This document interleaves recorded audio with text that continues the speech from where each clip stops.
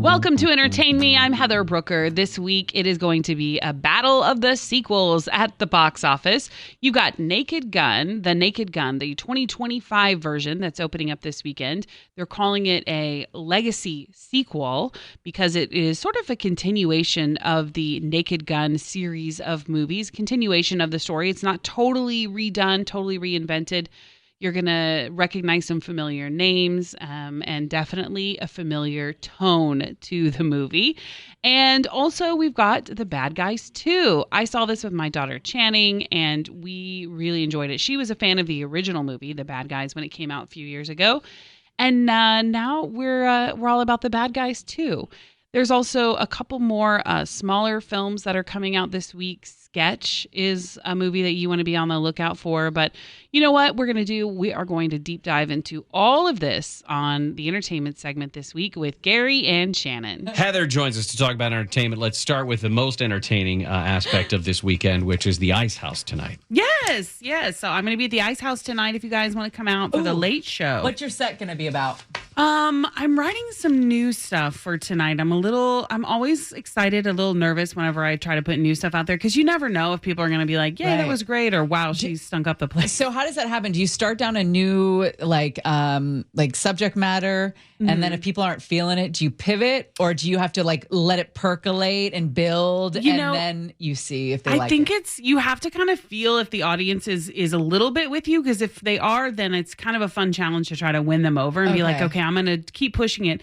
Part of it, too, is like you just have to get it out and say it for a few times and see what works and what resonates with people. So you almost have to just push past that awkwardness if they aren't feeling it. Are you a writer? I mean, in that you write it down word for word the way you want the story to be? Or are you just an idea like a word or the something? Grocery store funny story? No, I'm a writer. So I will write everything out. And then I will go through and be like, I don't like the way that sounded. And then I say it out loud. Sure. I also use my poor husband a lot as my sounding board. So I'm like, hey, listen to this. That would be tough because husbands don't always understand humor.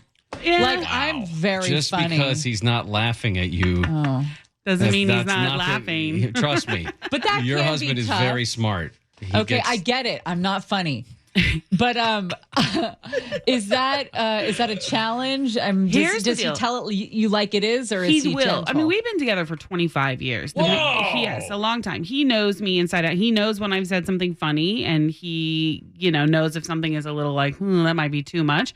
But ultimately, it's up to me what I decide if I want to say something on stage or not. Like, there's been some times where he's like, I wouldn't say that. And I'm like, I'm going to do it anyway, just to see what happens. Yeah. And what does he pull you back from? Is it like you say, I want to do a whole set on rectums or butts, and he's like, I don't know if you want to do that. And then you're like, I'm doubling down, honey. I'm going to do 10 minutes on butts, and I'm going to bring it back up again later in the show. It is going to come back around if there's a butt. If there's a butt comment. Not getting it. I remember the whole butt dive yesterday. Yes. It was, guys. The butt deep dive. It was a health segment. Pun it was intended. A wellness segment. From the person who has yet to have his colonoscopy. That doesn't prevent me from talking about it. Listen, I am in the same boat. My doctor literally just told me on Monday I am at that age where I need to go have one. So I was listening to your butt talk. Yeah. I have a call, right? I have a call I need to get back to. Schedule that. We should all do it together. Oh my gosh. Group colonoscopy. Come on, there's got to be a discount in there. Do they do those to go? No. I mean, like, could they bring the equipment here? They have to knock you out, right? John did some sort of procedure on the air, and I thought it was a colonoscopy. Prostate exam. Oh, a prostate exam. He did that on the air? Yeah, and they were broadcasting remotely from a baseball field, and he did it in like a shed, like on a dirt ground. Yeah. It was pretty John awful. Cobalt, the old man yelling at the sky. John Cobalt is the one. Wow. Ice House, The Renegades is the show. That's tonight, 9:45. 9:45. It's the late show if you can stay up that late. If I can stay up that late. I'm in for Crozier today, so I'm going to be working all day. I'll be here, and then I'm going to literally leave and go right to the club. And if you can come out, that'd be great. I would love to see y'all. 8:40 or 9:45. Do you say any bad words? I do. I know. Did you say MFer? Not a lot of bad words because that's not generally my MO, but I feel like a well-placed F-bomb is sometimes a good time. Sure.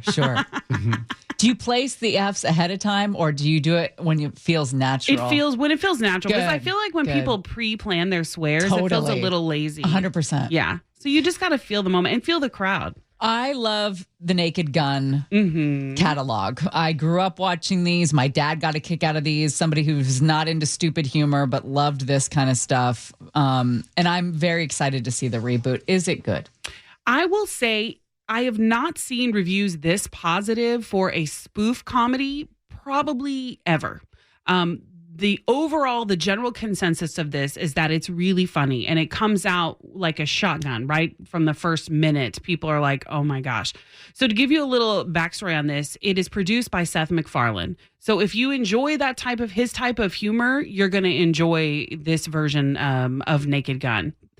And Leah, I almost said Leslie Nielsen, but it is Liam Neeson. Which is, very similar, right? It is a little tongue twisty. Definitely. And people are noticing that there's a lot of similarities there between their names. But Liam Neeson is in this, 76 years old. Now, I'm a little bit worried because I feel like they're forcing the romance publicity-wise with Liam Neeson and Pamela Anderson. And that makes me feel like they're tepid when it comes to how many people are going to turn out to see this. I think there is a little bit of that because they are like kind of adoringly looking at each other and whatever. Right. And I saw an interview yesterday where they were like, what's your favorite movie? And he's like, the one with Pam. Like, ew.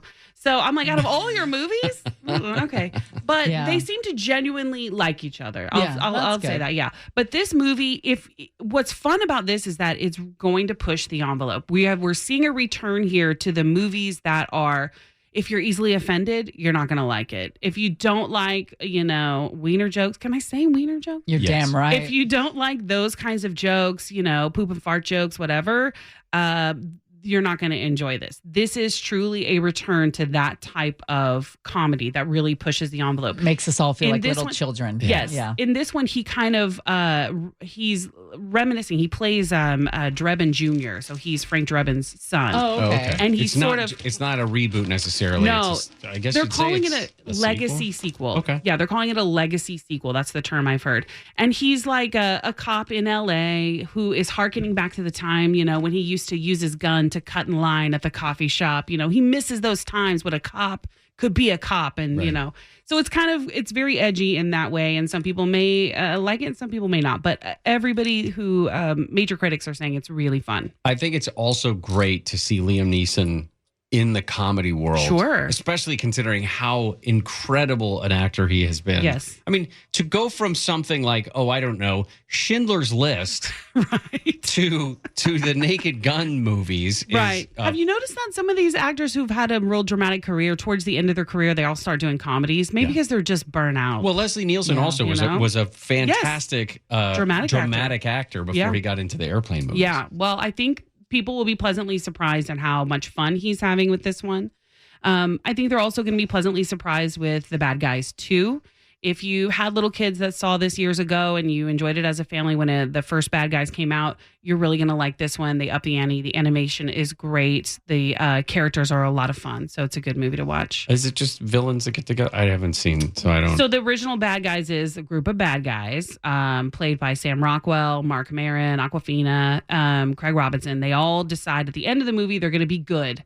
And they're going to turn good. And this sort of follows that storyline of how they try to be good and actually end up being heroes. And then I saw the images for Sketch, which looks pretty great, but I don't know anything about the story. So this is about a little girl who draws in her sketchbook these characters and from her imagination, and her sketchbook falls in a magical pond that somehow turns these sketch characters from her imagination into real life. And it's beautifully done. It's a sweet story. And it stars Tony Hale and Darcy Carden, who are wonderful, I think, just really fun actors.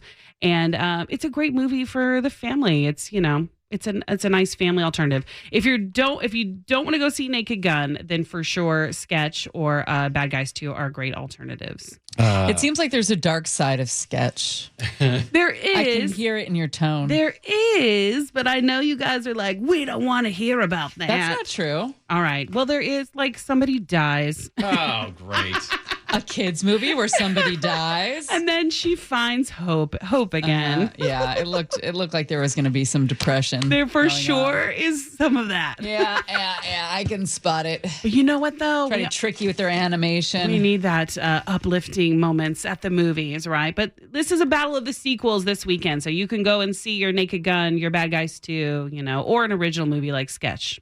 Or The Renegades tonight, Ice House, the late show. Would love to at the see Ice everybody House there. in Pasadena. Have you ever, Heather? Have you ever heard of a Dr. Butthole? If you guys were listening yesterday, I have not. That's not what we're going to start calling you. Is he? Stop sending emails about Is that going to be Gary's new nickname? No. Oh. He's trying to make it happen, and Never mind. we're not signing off on that. I'll do it. Apparently, there is somebody who goes by that name. That's one of our nuggets. Is it an OnlyFans? You'll have to stay tuned. Okay. Thanks, you guys. Always have such a good time with Gary and Shannon on KFI. And you can listen to Gary and Shannon anywhere on the iHeartRadio app. You can also listen to Entertain Me anytime. Make sure you like and subscribe to this show. I would appreciate it so much. And share it with friends who enjoy entertainment and being entertaining. Thanks for listening, everybody. You can listen anywhere on the iHeartRadio app.